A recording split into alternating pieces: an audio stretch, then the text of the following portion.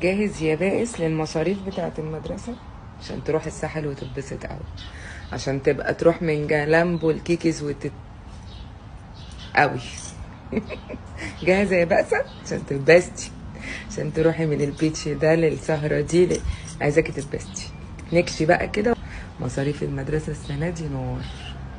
انا بس جاية اقول لكم عشان انا نزلت القاهرة اتصدمت وجيت، يعني كنت نازله بقى ادفع المصاريف واجيب السبلايز وهدوم المدرسه والباص والحاجات دي.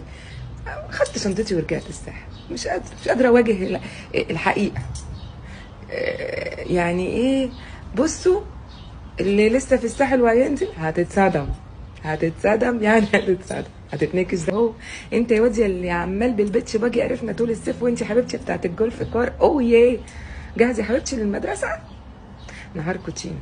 قررت خلاص ورشه والعيال تروح تتعلم فيها صنعه. ما كده كده يخلصوا يطلعوا ايه؟ الصدمه. بصوا الصدمه دي بتتبسطوا قوي في الساحل، هتضرب في وشكم. عندي بعد اسبوع. حط بقى في دماغك كده، عندك سبلايز، عندك باص، عندك يونيفورم، عندك انترفيوهات، عندك ايباد عايزينه للولاد عشان الاو اس او والجروبس الغريبه اللي بيدخلونا فيها دي. والله العظيم انا معايا ماجستير، حاسه ان انا ما دخلتش مدارس. حسبي الله بس.